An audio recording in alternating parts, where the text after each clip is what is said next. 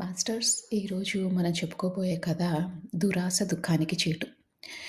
ఈ కథ గురించి, ఈ కాన్సెప్ట్ గురించి చాలా సార్లు వినే ఉంటారు. రకరకాలుగా వినుంటారు. కానీ ఈరోజు మనం ధ్యానుల్లాగా ఏం నేర్చుకోబోతున్నాం అన్నది తెలుసుకుందాం. అయితే ఈ కథ పాతకాలపు కథ. ఒక ఊర్లో ఒక ఆహ్, అడుక్కునేవాడు ఉండేవాడు. ఒక బిచ్చగాడనమాట. బానే ఉండేవాడు. కానీ ఎందుకో అతని తత్వం ఏంటి అంటే ఉంటే తిందాం, లేకపోతే మానేద్దాం అన్నట్టు ఉండేవాడు. అసలెక్కువ పట్టించుకునేవాడు కాదు. అయితే ఒకరోజు అతను ఇలా హ్మ్, చెట్టు కింద కూర్చొని ఏదో ఆలోచిస్తూ ఉంటే ఒక సన్యాసి అక్కడి నుంచి పక్కకెళ్తూ ఉంటాడు. ఆ సన్యాసికి ఏదో కావాలి అంటే దాహమేసిందో, ఆకలేసిందో ఈ బిచ్చగాడిని అడగగానే అతను తన దగ్గరున్న కొంచెం అన్నము, కొంచెం నీళ్ళు ఇచ్చి తినమని చెప్తాడనమాట. ఆ సన్యాసి సంతోషపడి ఇతనికి ఆహ్, కొన్ని గింజలిస్తాడు. ఆ గింజలేంటి అంటే విత్తనాలు. ఒక నాలుగో, ఐదో విత్తనాలిస్తాడనమాట. ఆ విత్తనాలిచ్చి నీ దగ్గర పెట్టుకో. నీకిది చాలా ధనాన్ని, లాభాన్ని ఇస్తుంది అని చెప్తాడు. కానీ గుర్తుంచుకో ఎప్పుడూ ఆశకి, లోభానికి గురవ్వకు. అంటే నువ్వు చేసే ధర్మమైన పనులు నువ్వు ధర్మంగా చేస్తూనే ఉండు అని కూడా చెప్తాడు. కానీ మన మనసు మనిషి బుద్ధి ఎలా ఉంటుందంటే ఫస్ట్ మనకి ఏది కావాలో అది వింటాము. మిగతాది వదిలేస్తాం.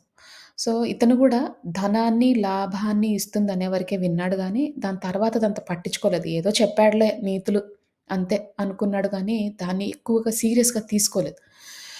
తర్వాత అంటాడు, "ఈ గింజల వల్ల ఏమొస్తుంది? డబ్బులుంటే ఇవ్వండి, లేకపోతే అవసరం లేదు" అంటే, "నీకు తెలియట్లేదు ఈ గింజల విలువ. నీకు చాలా మంచి జరుగుతుంది" అని చెప్పి పంపిస్తాడు.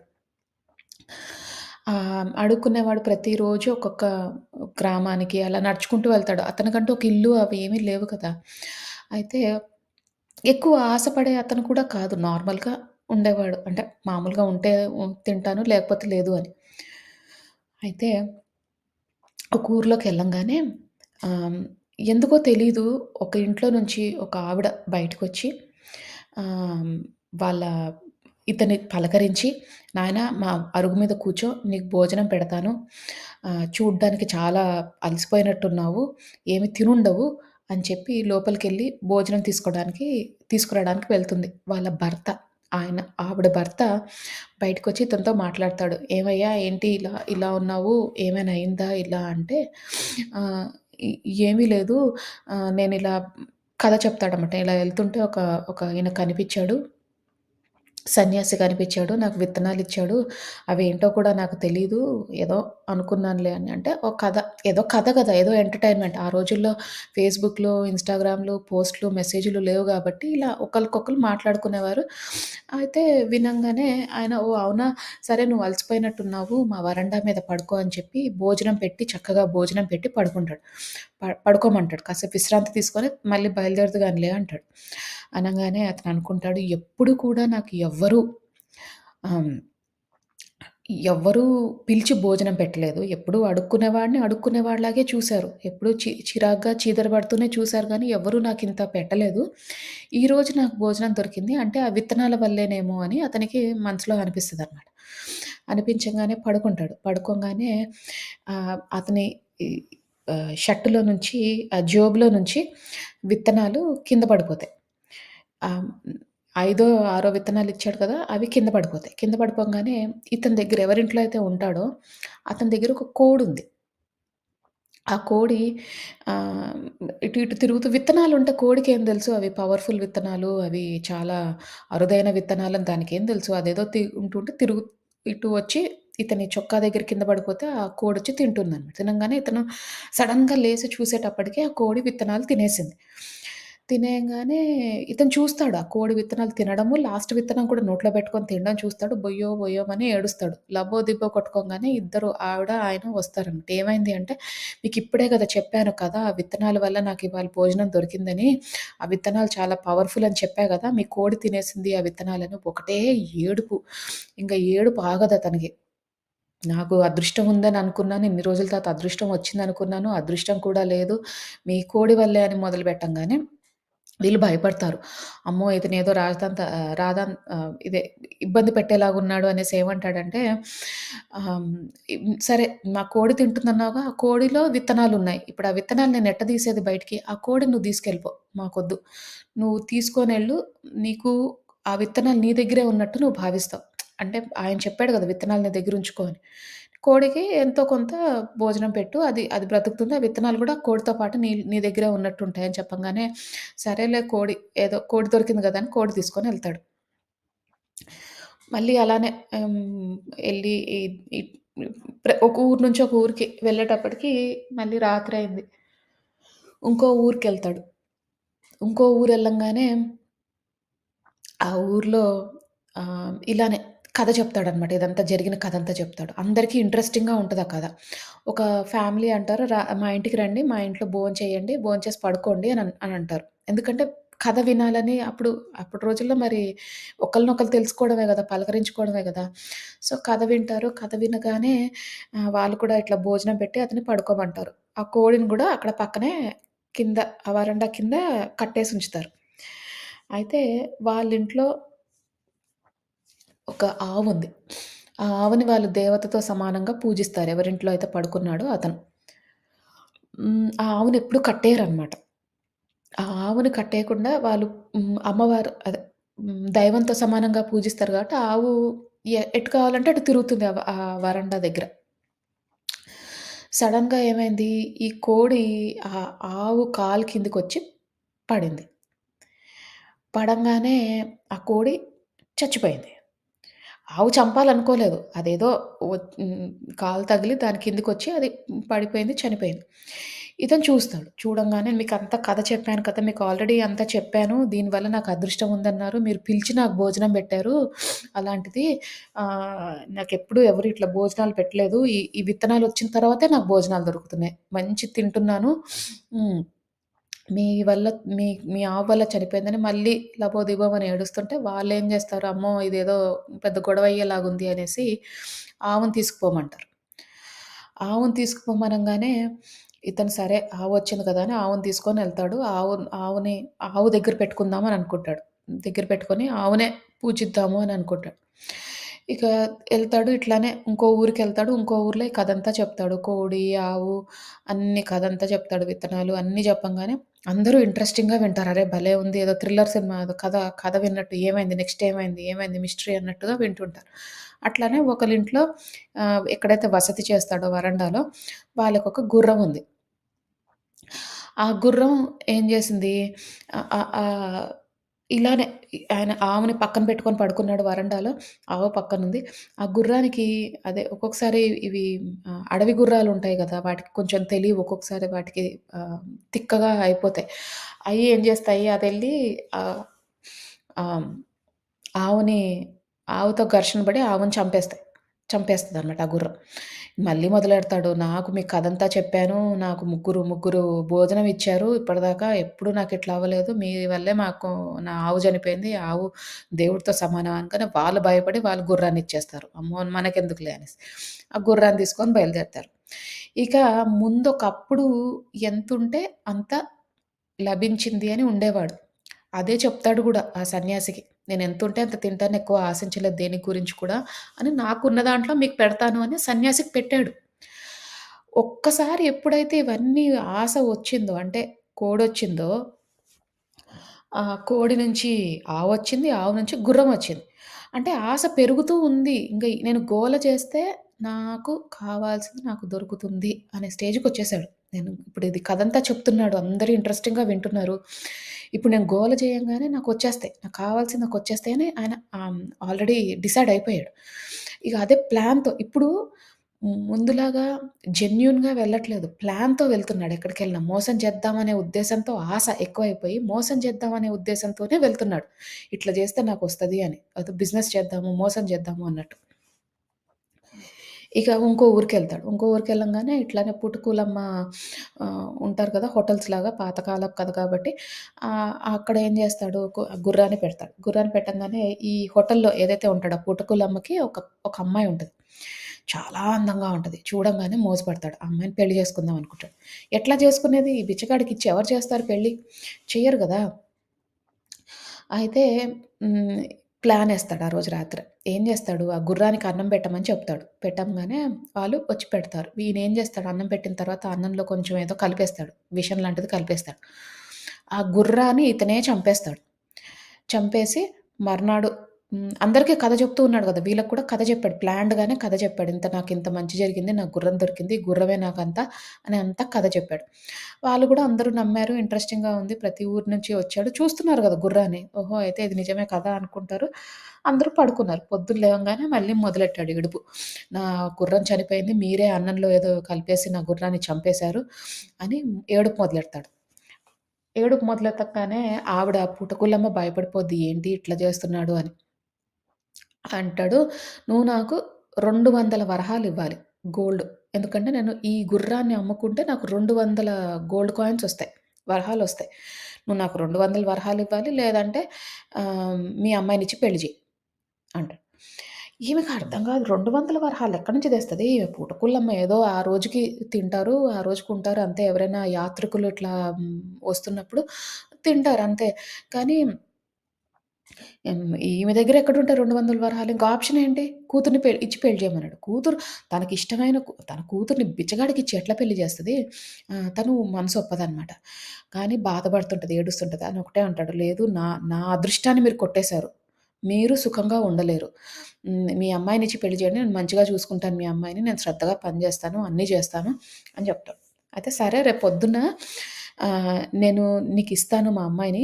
కాకపోతే మా అమ్మాయికి చెప్పాను. మా అమ్మాయి మొండి చేస్తుంది. నీతో పెళ్లి చేసుకోనంటుంది. అయితే ఒక పని చేద్దాం. నీకు మా అమ్మాయే గదా కావాలి. నేను మా అమ్మాయిని మూతి, చేతులు అన్నీ కట్టేసి హ్మ్. గోనె సంచిలో పెట్టి ఇస్తా. నువ్వు ఆ అమ్మాయిని మోసుకొనెళ్ళు. ఓకే. మోసుకొని ఎక్కడికైనా దూరం వెళ్ళిపో. ఇక మళ్ళీ కొంసేపు అయ్యాక సాయంత్రం అయ్యాక నువ్వు ఎప్పుడైతే మూట తీస్తావో అప్పుడు ఆ అమ్మాయి ఏం చేయలేదు. ఎందుకంటే పారిపోలేదు. తనకు తెలీదు ఎక్కడికెళ్ళాలో తెలీదు. మేముండము. నువ్వొక్కడివే ఉంటావు. పెళ్లి చేసేసాము అని చెప్పేసేయి. అప్పుడేమవుతది ఇంకా ఆ అమ్మాయి తిరుగుపడదు గదా! ఇంకా ఊరుకుంటది గదా! ఆ పని చెయ్యి అని చెప్తది పూటకూలం. అతనికి ఐడియా నచ్చింది. సరే అని ఆ రోజు అక్కడే ఉండి నెక్స్ట్ డే పొద్దున్న వాళ్ళమ్మ అదే పుటకూలమ్మ మూట కట్టిస్తే ఆ మూట బరువుగా ఉంది. అమ్మాయి గదా! మరి అమ్మాయిని ఎత్తుకొని ఎళ్ళాలి గదా! ఆ భుజం మీద యేసుకొని ఆ మూటను పట్టుకొని ఎళ్లి ఆగుతూ ఉండి మధ్యలో నీళ్లు తాగుతూ, కొంచెం ఏదో తింటూ ఆగుతూ ఉన్నాడు. ఇప్పుడు ఆయన దగ్గర ఏమీ లెవ్వు. విత్తనాలు లెవ్వు. ఏ జంతువులు లెవ్వు. అన్నీ చనిపోయినాయి. ఉన్నదల్లా ఈ అమ్మాయి ఒక్కర్తే. ఆ తోవంతా అనుకుంటాడు. ఈ అమ్మాయితో ఎంత సుఖంగా ఉండొచ్చు, ఎంత సంతోషంగా ఉండొచ్చు, ఎంత హ్యాపీగా ఉండొచ్చు, మంచి లైఫ్‌ని ఇది చేయొచ్చు. ఆ అమ్మాయిని పని జేయడానికి పంపించొచ్చు. ఆ అమ్మాయి పని జేస్తే డబ్బులొస్తే నేనిట్లా చేయొచ్చు. అన్నీ అనుకుంటాడు. లెక్కలన్నీ యేసుకుంటాడు. యేసుకోగానే ఇంగ సాయంత్రం వరకు మోస్తాడు. భుజాలన్నీ పడిపోతాయి. ఎందుకంటే బరువు. ఆహ్, ఎంత బరువుంది. అవేమో లోపల ఇట్లా అవి కదలడానికి ట్రై చేస్తుంటాయి గదా! అరుస్తూ ఉంటది గదా! ఆ అమ్మాయి. అంటే అరవడానికి మూతికి కట్టేసింది. చేతులు కట్టేసాయి. కానీ అవి ఆ గోనె సంచిలోంచి బయటికి రావడానికి ఇట్లా హ్మ్. విడుచుకుంటూ ఉంటాయి. అప్పుడు ఒళ్ళంతా నొప్పులు. అదంతా మోసుకొనెళ్తాడు. సాయంత్రం వరకు అట్లానే ఇంకా ఆశతో అంటే అమ్మాయిని పెళ్లి చేసుకోవాలనే ఆశతో సాయంత్రం వరకు మోసుకుంటూనే ఉంటాడు. అక్కడికింకా చీకటయిపోయింది. ఎక్కడికి పారిపోలేదిప్పుడు అని ఒక ఖాళీ ప్రదేశం అంటే ఒక హ్మ్, ఎవ్వరూ లేని ప్రదేశం దగ్గరికొచ్చి అక్కడ గ్రామం గూడా ఏమీ లేదు. అయితే ఏదో ప్రదేశానికొచ్చి అక్కడికి రాంగానే ఇంక తిందాము పాపం అమ్మాయి పొద్దున్నుంచి ఏమీ తినలేదు. కొంచెం ఏదైనా పెడదాము అని వాళ్ళ అమ్మ ఏదో వంట ఏదో కట్టిచ్చింది. ఫుడ్డంతా కట్టిచ్చింది. సరే కొంచెం పెడదాము, నీళ్ళిద్దాము పాపం ఎలా ఉందో అని ఓపెన్ చేయంగానే సంచి ఓపెన్ చేయంగానే అందులో నుంచి 2 కుక్కలు మూతి కట్టేసున్నాయి. దానికి కాళ్ళు కట్టేసున్నాయి. 2 కుక్కలు బయటికొచ్చాయి. రాంగానే అయ్యో! ఇదేంటి కుక్కలనంగానే ఆ కుక్కలు ఇట్లా అన్నీ తెంచేసుకొని నోటికి కూడా అదుంటది కట్టేసింది గదా! నోటికి కట్టేసి అరవకుండా కుక్కలరిస్తే ఎట్లుంటాయి? తెలిసిపోతది అతను కుక్క అని. ఏం జేస్తాడు ఇంకా ఆ కుక్కలు తెంచేసుకొని ఇంతసేపు వీటిని కట్టేసి ఉంచాయి గదా!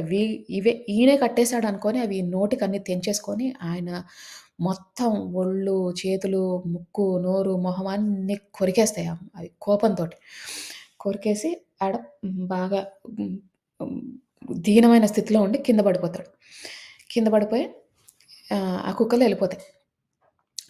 ఇప్పుడేమైంది మొత్తానికి? ఉన్నదేవో గింజలు బోయినాయి. సరే ఉంటే ఉన్నాయి, లేకపోతే లేవు అని అనుకోని ఆ భగవంతుడికి వదిలేసుంటే సరే ఏం జేస్తాడు? అతనేం జేస్తాడు? గోల జేశాడు. సరే అప్పటికి సరే. ఆహ్, ఆహ్, గుర్రం వరకు పర్లేదు. ఎందుకంటే ప్రతిసారి తను చెయ్యకుండా అది ఆహ్, ఆహ్, అనుకోకుండా ఆయనకొచ్చిన అదృష్టాన్ని ఎవరో తీసేసుకున్నారు కాబట్టి గోల చేశాడు కాబట్టి సరే అప్పటి వరకు కూడా పోనీలే అని వదిలేసినా, చేసిన పెద్ద తప్పేంటి? ఆ గుర్రాన్ని చంపేశాడు. చేతులారా చంపేశాడు మరి. ఎంత పాపమది. ఆ పాపాన్ని మూటగట్టుకొని మళ్ళీ కూతుర్ని పెళ్లి చేసుకుందామని. ఆ అమ్మాయిని పెళ్లి చేసుకుందామని ఆశపడ్డాడు. అతి ఆశ. అంటే ఉన్నది ఉంచుకోకుండా అతి ఆశకి పోతే ఇలానే అవుతుంది. ఇలాంటి కథలు మనం చాలా విన్నాం. చిన్నప్పటి నుంచి చందమామ కథల్లో గాని, ఎక్కడైనా మన అమ్మమ్మలు, నానమ్మలు చెప్పిన కథలు బోలెడున్నాయి. మనం చూసిన కథలు కూడా చాలా ఉంటాయి. నిజ జీవితంలో చూసిన కథలు కూడా చాలా ఉంటాయి.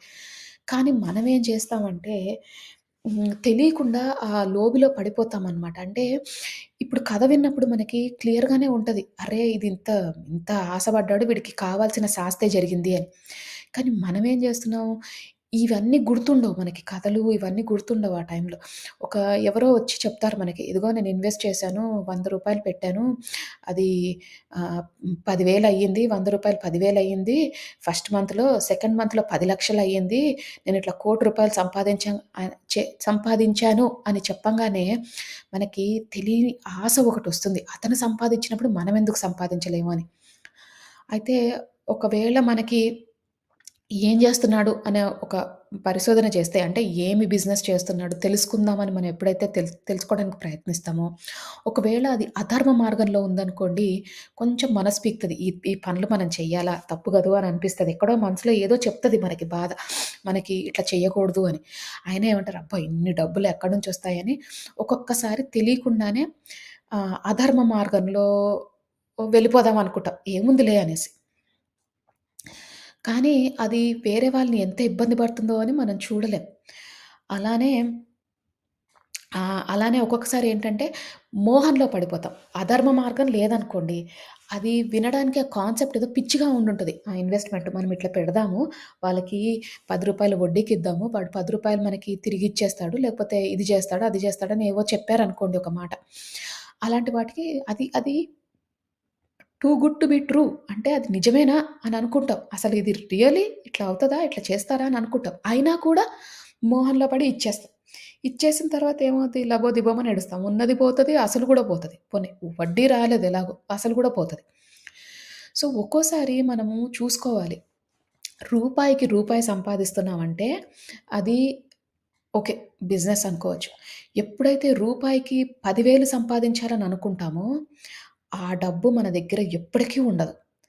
అది ఎప్పుడు కూడా మన దగ్గర నుంచి ఇమ్మీడియేట్‌గా వెళ్ళిపోతది. ఇప్పుడు ఒక 1 మంత్‌లో కాకపోతే ఒక 2 మంత్స్‌లో దానికి టైం వస్తది వెళ్ళిపోతది ఆ డబ్బు. సో, అందుకని మాస్టర్స్ ఎప్పుడు కూడా గుర్తుంచుకోండి.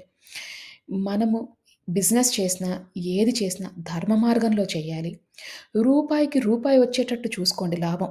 అది బిజినెస్. లేకపోతే రూపాయికి రూ. 2, రూపాయికి రూ. 5. కానీ ఎప్పుడైతే రూపాయికి రూ. 10 రావాలని ఆశపడతామో, అప్పుడే మనకి కష్టాలు స్టార్ట్ అవుతాయి. ఎప్పుడైతే ధర్మ మార్గంలో లేకుండా మనం డబ్బు సంపాదించాలనుకుంటామో, అప్పుడే మనకి ప్రాబ్లమ్స్ స్టార్ట్ అవుతాయి. ఎవరైతే హ్మ్, ఆహ్, ఈ ధర్మాన్ని పక్కన బెట్టి బిజినెస్ చేద్దాం అనుకుంటారో, డబ్బు ఫస్ట్ ఒస్తది. చాలా వస్తది. కానీ అది ఎక్కువ నిలవదు మాస్టర్స్. సో, అది ఈరోజు మనం తెలుసుకున్న కథ. ఇక మనమందరం సుఖస్థిరాసనంలో కూర్చొని ధ్యానం చేసుకుందాం మాస్టర్స్. అందరూ స్థిర సుఖాసనంలో కూర్చోండి. అంటే మీకు ఏ పొజిషన్ కంఫర్టబుల్‌గా అనిపిస్తే ఆ పొజిషన్‌లో కూర్చోండి. ఒకవేళ మీ ఆరోగ్య రీత్యా మీరు కూర్చోలేకపోతే పడుకొని కూడా ధ్యానం చెయ్యొచ్చు. కూర్చున్నప్పుడు మీరు వెన్నుముక్క స్ట్రెయిట్‌గా ఉండేటట్టు చూడండి. తల నిటారుగా పెట్టండి. వేలల్లో వేలు పెట్టుకోండి. కళ్ళు 2 మూసుకోండి. అలాగే పడుకొని ధ్యానం చేసేవారు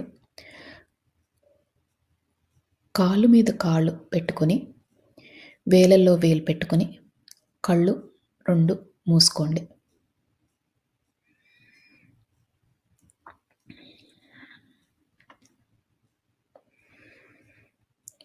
ఇప్పుడు మనము నిండు శ్వాసని తీసుకుందాం.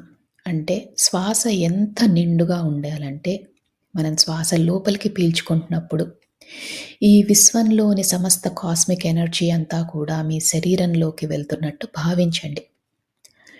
ఈ విశ్వంలో ఎంతో మంచి పాజిటివ్ ఎనర్జీ ఉంది. అదంతా కూడా మనం స్వీకరిస్తున్నాం. మన శరీరాన్ని, మన మనసుని ఓపెన్ చేసి పెట్టుకున్నాం. ప్రతి ఒక్క కాస్మిక్ ఎనర్జీ గానీ, పాజిటివ్ ఎనర్జీ గానీ రిసీవ్ చేసుకునే స్థితిలోకి వెళ్ళబోతున్నాం. అందుకని చక్కగా ఒక్క నిండైన శ్వాస తీసుకోండి.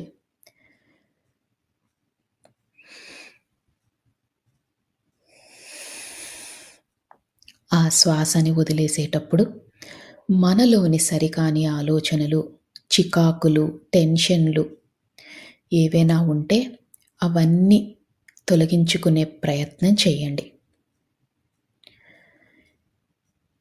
ఈ నిండైన శ్వాస తీసుకున్నప్పుడు మీ ఊపిరితిత్తులు నిండుగా అనిపిస్తాయి.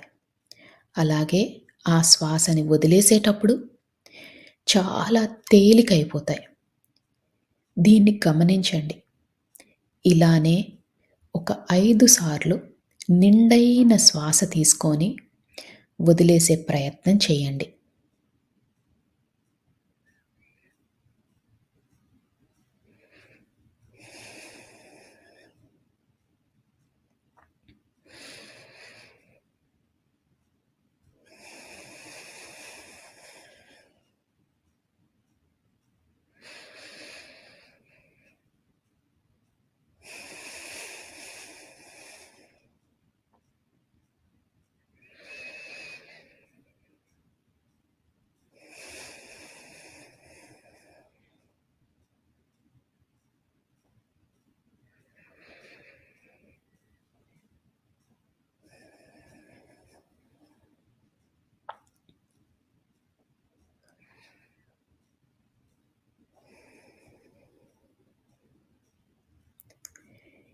ఇప్పుడు మీ మనసు, శరీరం చాలా తేలికైనట్టు మీకు భావన కలుగుతుంది.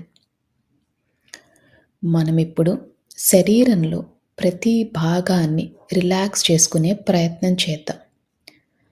అంటే ముందుగా సహస్రారం, తల భాగం, దాన్ని రిలాక్స్ చేసుకునే ప్రయత్నం చేద్దాం. అలానే ముఖము, చెవులు, భుజాలు, చేతులు, చేతి వ్రేళ్ళు, పొట్ట, నడుము, కాళ్ళు, పాదాలు, కాలి వ్రేళ్ళు అన్నిటినీ రిలాక్స్ చేసుకోండి.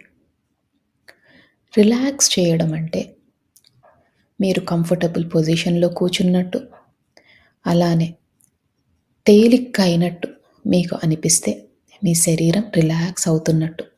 బిగించి పట్టకండి. శరీరాన్ని చాలా లూజ్‌గా, రిలాక్స్డ్‌గా చేయండి.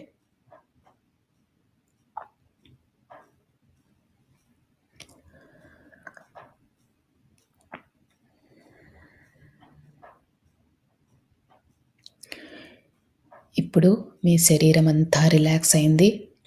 మీ మనసు కూడా చాలా తేలిక అయింది. ఇక అతి ముఖ్యమైన విషయం, మీరు ఎలాంటి సమస్యతో బాధపడుతున్నా, ఎలాంటి స్థితిలో ఉన్నా, ఇదంతా తాత్కాలికమని మాత్రమే గుర్తించండి. ఎందుకంటే ఏ సమస్యకైనా ఒక సమాధానం ఉంటుంది. దాని దొరికే ప్రయత్నమే, దాన్ని కనుక్కునే ప్రయత్నమే ఈరోజు మనం చేసే ఈ ధ్యానం. అందుకని శరీరం అంతా రిలాక్స్ చేస్తున్నాం. మనసుని రిలాక్స్ చేస్తున్నాం.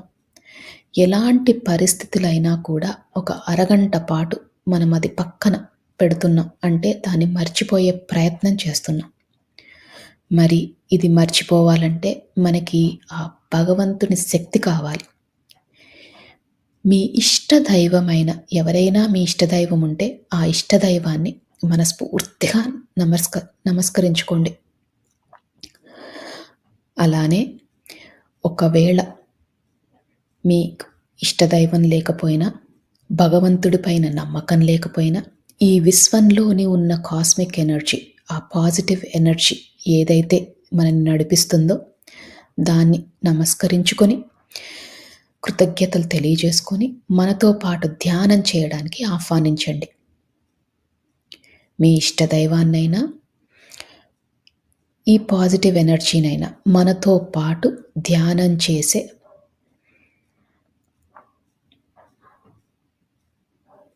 అవకాశాన్ని మనకివ్వమని మనస్ఫూర్తిగా ఆర్తితో చెప్పుకోండి.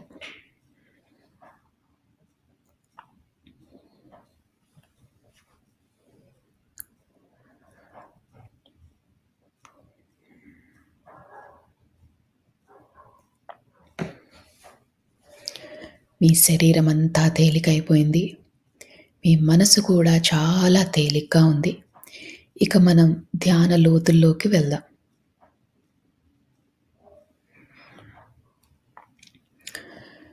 మీకు కనుబొమ్మల మధ్యన బొట్టు పెట్టుకునే దగ్గర రకరకాల రంగులు కనిపిస్తాయి. కొన్నిసార్లు విజన్స్ కానీ, కాంతులు కానీ కనిపిస్తాయి. దాన్ని థర్డ్ ఐ లొకేషన్ అంటారు. ఈ ధ్యానం మొత్తంలో కూడా ఆ లొకేషన్‌లో అంటే మీ కనుబొమ్మల మధ్యన దృష్టి పెట్టేలాగా, దాని మీద ఫోకస్ పెట్టేలాగా చూసుకోండి. మీకు ఎప్పుడు ఆలోచనలు వచ్చినా నెమ్మదిగా శ్వాస మీదికి ధ్యాస మరల్చండి. ఆలోచనలు వస్తూ ఉంటాయి. అది చాలా సహజం. ఆలోచనలు వచ్చినప్పుడల్లా నెమ్మదిగా శ్వాస లోపలికి ఎలా వెళ్తుంది, ఎలా బయటికి వస్తుంది అని గమనించండి.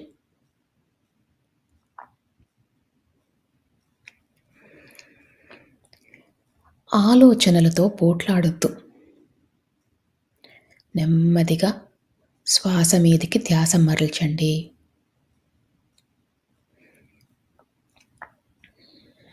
ఈ ప్రక్రియలో, ఈ ధ్యాన ప్రక్రియలో చాలాసార్లు ఆలోచనలు వచ్చే అవకాశం ఉంది. మనం ధ్యానం లోతులోకి వెళ్ళినప్పుడు ఏ ఆలోచనలు రావు. అందుకనే ఆలోచనలు వచ్చినప్పుడల్లా శ్వాస మీదికి ధ్యాస మరల్చండి.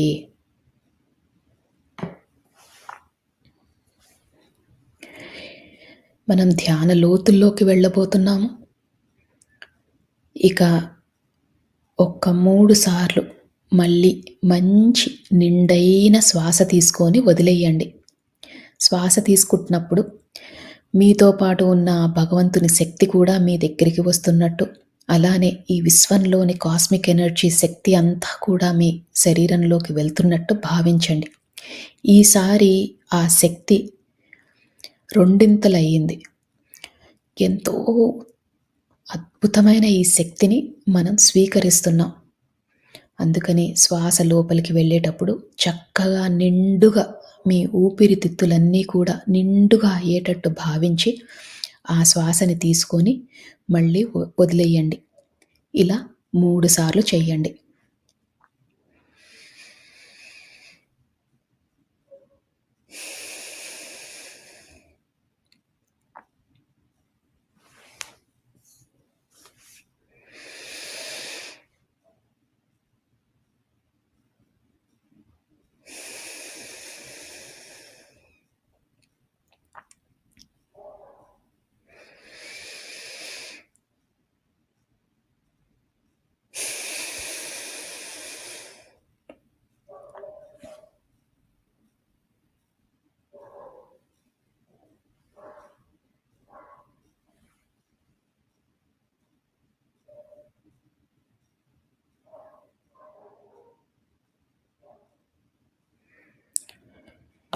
ఇప్పుడు మీ శరీరము, మీ మనసు చాలా తేలికైపోయాయి. ఇంకా మీరు ధ్యాన లోతుల్లోకి వెళ్లారు. అంటే మీ పక్క జరిగేవి ఏమి వినిపించవు. నా మాటలు మాత్రమే వినిపిస్తున్నాయి.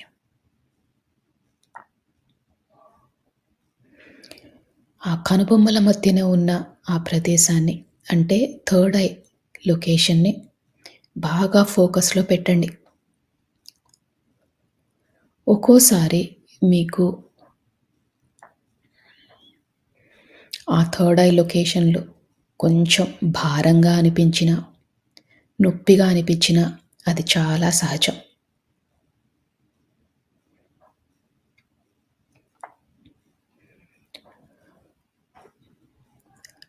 మన ఇష్టదైవంతో పాటు, ఈ విశ్వంతో పాటు మనము ఇంకా ధ్యాన లోతుల్లోకి వెళ్తున్నాం.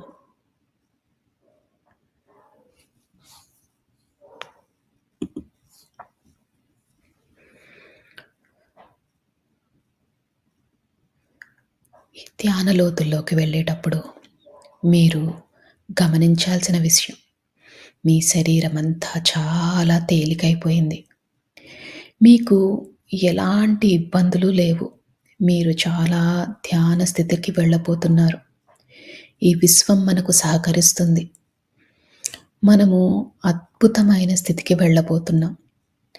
మనకున్న పరిస్థితులు తాత్కాలికం మాత్రమే.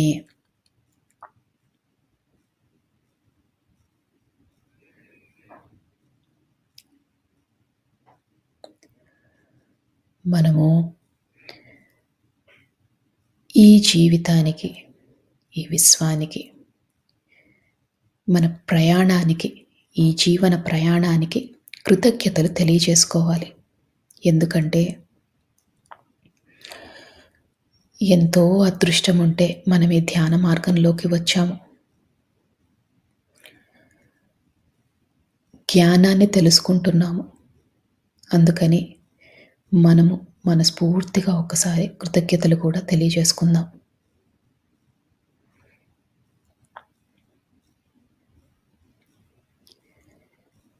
ఈ కృతజ్ఞతలు తెలియజేసినప్పుడు మీ శరీరం ఇంకా తేలికవుతుంది. ఎందుకంటే మీలోని సరికాని ఆలోచనలన్నీ తొలగిపోయాయి. మీరు ఎంతో రుణపడి ఉన్నారు ఈ అవకాశానికి, ఈ విశ్వానికి.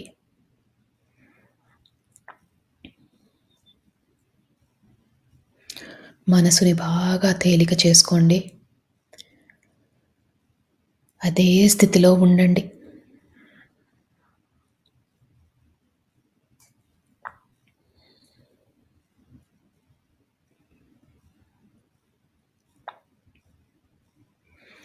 ఆలోచనలు వస్తూ ఉంటాయి.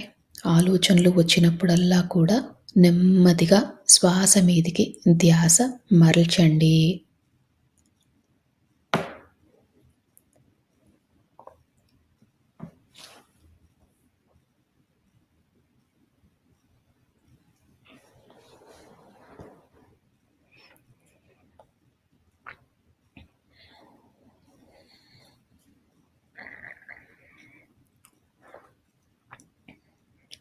మనము మానవ జన్మ ఎత్తిందే కర్మలు తీర్చుకోవడాని కోసం. అంటే ఎన్నో జన్మలుగా కర్మలు చేస్తున్నాం. దాన్ని తొలగించుకునే ప్రయత్నం చేస్తున్నాం. ఈ కర్మలు తొలగిపోవాలంటే మనలో పరివర్తన చాలా ముఖ్యం. అలానే పశ్చాత్తాపం, ప్రాయశ్చిత్తం కూడా చేసుకోవాలి. అంటే మనం చేసిన తప్పులని గతంలో గానీ, గత జన్మలలో గానీ చేసిన తప్పులని క్షమించమని మనస్ఫూర్తిగా కోరండి.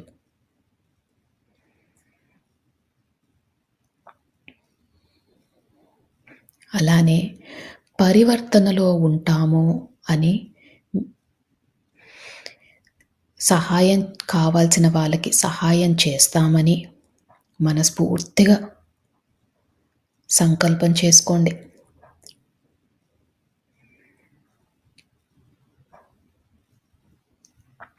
మా వద్దకు సహాయం కోరి వచ్చిన వారికి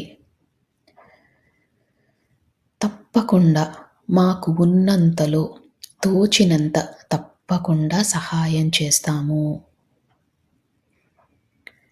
మేము నేర్చుకుంటున్న ఈ ధ్యానాన్ని, జ్ఞానాన్ని పంచుతాము.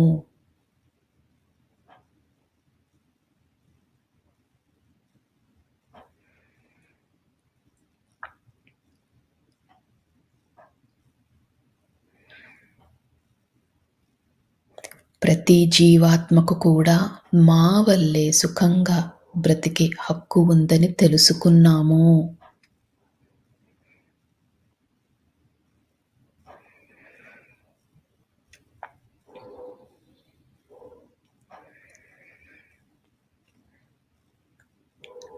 ఈ విశ్వానికి, ఈ భూమాతకు కావాల్సిన సహాయం చేస్తాము.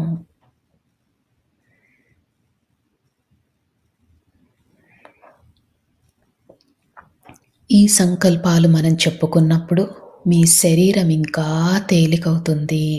మీ మనసు కూడా బాగా తేలికవుతుంది.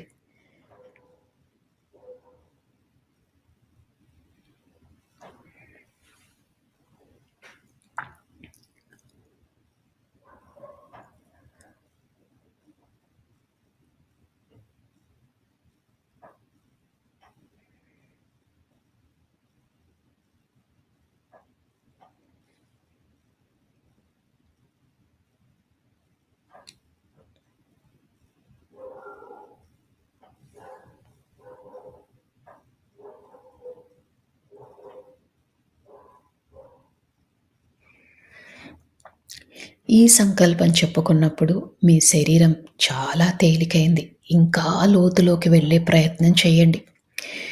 మీ పక్కన ఏది జరుగుతున్నా మీకు పట్టించుకోవద్దు. నా మాటలు మాత్రమే మీకు వినిపిస్తున్నాయి. ఈ ధ్యాన లోతుల్లోకి మీరు వెళ్ళిపోయారు. ధ్యానంలో ఆ మహాదేవుడిని, ఆ పరమశివుడిని, ఆ జగన్మాతను, మీ ఇష్టదైవాన్ని, అలానే మీకు ఈ విశ్వం నుంచి కావాల్సిన సహకారం దొరకాలని మనస్ఫూర్తిగా కోరండి. ఇప్పుడు విశ్వంలోని సమస్త కాస్మిక్ ఎనర్జీ అంతా కూడా కాంతుల రూపంలో మన శరీరంలోకి వెళ్తున్నట్టు భావించండి. అద్భుతమైన కాంతులు, ఎటు చూసినా కాంతులే. ఈ కాంతులే మనకు సర్వం, ఈ కాంతులే మనకు దైవం, ఈ కాంతులే మనకు ఆరోగ్యం.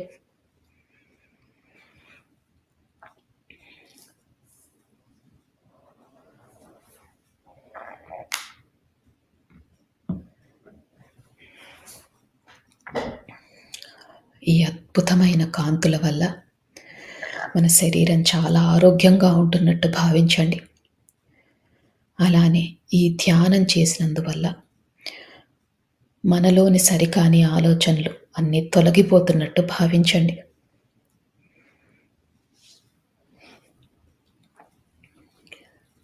ఈ రోజు నుంచి మన కుటుంబ కలహాలన్నీ తొలగిపోతాయి. మన ఆర్థిక స్థితి మెరుగుపడుతుంది. మనం పడుతున్న మానసిక వ్యధ తొలగిపోతుంది. మన ఆరోగ్యం మెరుగుపడుతుంది. అద్భుతమైన కాంతులు, ఎటు చూసినా కాంతులే.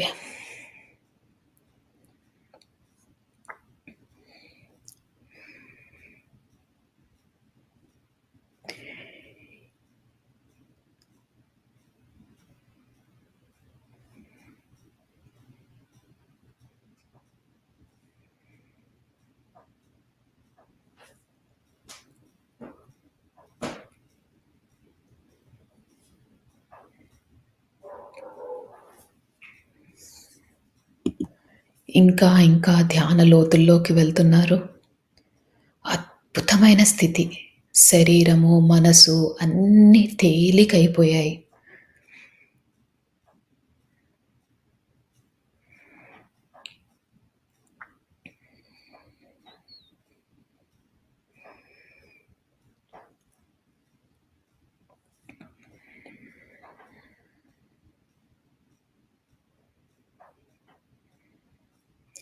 ఒకవేళ ఆలోచనలు వస్తుంటే ఆలోచనలని వాటితో పోట్లాడకుండా నెమ్మదిగా శ్వాస మీదికి ధ్యాస మరల్చండి.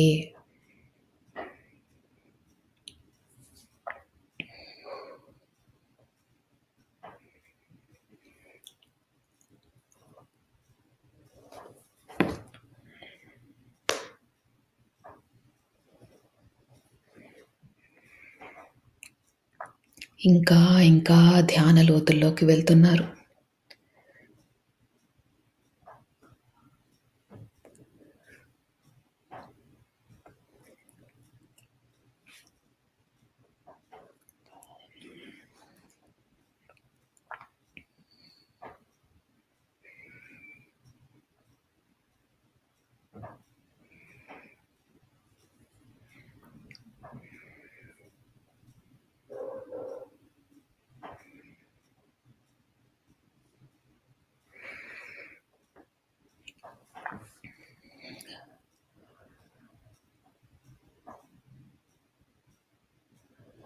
కనుబొమ్మల మధ్యన బొట్టు పెట్టుకునే దగ్గర మీకు రంగులు కనిపించినా, కాంతులు కనిపించినా, విజన్స్ కనిపించినా ఇంకా లోతుకు వెళ్ళండి.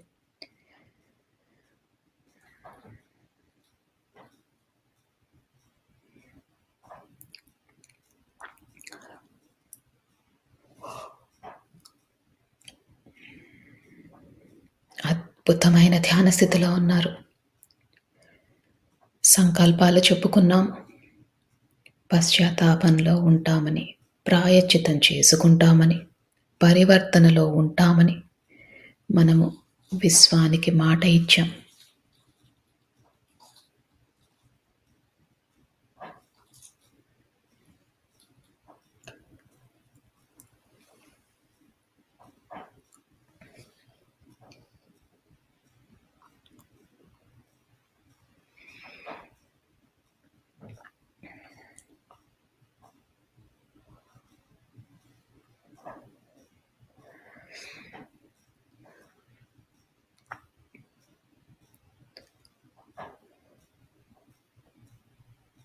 మీ శరీరాన్ని గమనించండి. చాలా తేలిగ్గా ఉంది. ఇదే స్థితిని కొనసాగిస్తూ ఇంకా ధ్యాన లోతుల్లోకి వెళ్ళండి.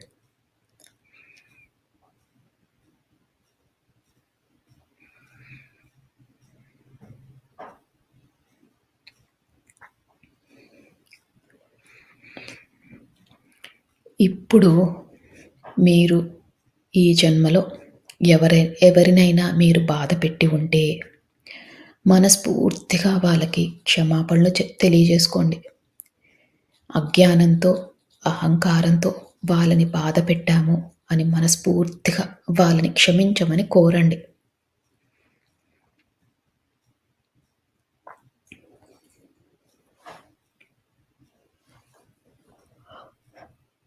అలానే ఎవరైనా మిమ్మల్ని బాధపెట్టి ఉంటే ఈ ఈ గతంలో వారిని మనస్ఫూర్తిగా మీరు క్షమించండి. వారు తెలియక, అజ్ఞానంతో, అహంకారంతో తప్పులు చేసి ఉంటారు. అందుకని మీకు వారిపైన ఎలాంటి కోపమున్నా, ద్వేషమున్నా అవన్నీ తొలగించుకోండి.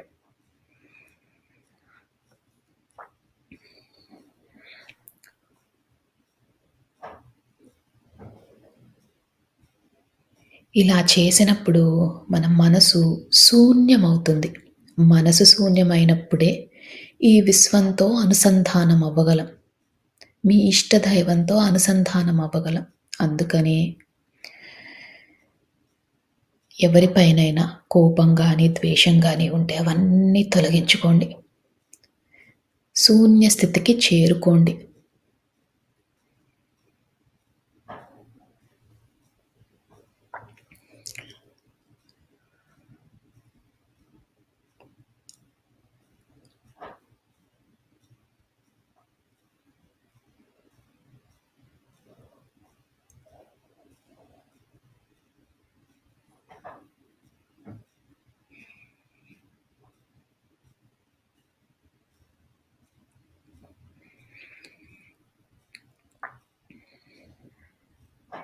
ఎప్పుడైతే మనం క్షమాపణ కోరామో, మనని బాధపెట్టిన వారిని క్షమించామో, మన మనసు శూన్య స్థితికి చేరుకుంది. మీరు ఇంకా ధ్యాన లోతుల్లోకి వెళ్తున్నారు.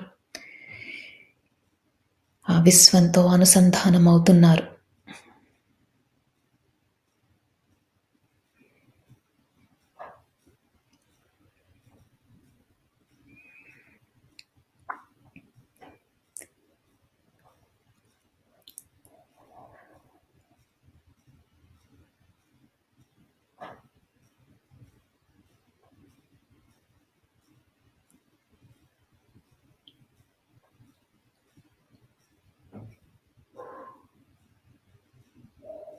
ఇదే స్థితిని కొనసాగిస్తూ మీరింకా ధ్యాన లోతుల్లోకి వెళ్ళండి.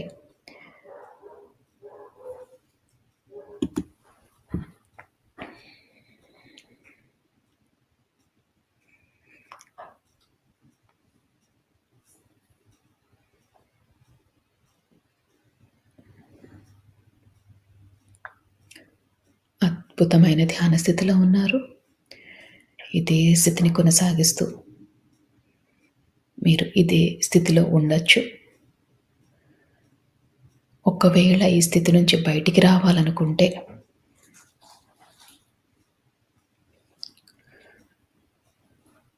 మీ శరీరాన్ని కొద్దిగా కదపండి. నెమ్మదిగా మీ ధ్యాన స్థితిలో నుంచి బయటికి రండి. చేతులు 2 విడదీయండి. కళ్ళ మీద పెట్టుకోండి. మీతో పాటు ధ్యానం చేసిన వారందరికీ కూడా మనస్ఫూర్తిగా కృతజ్ఞతలు తెలియజేసుకోండి.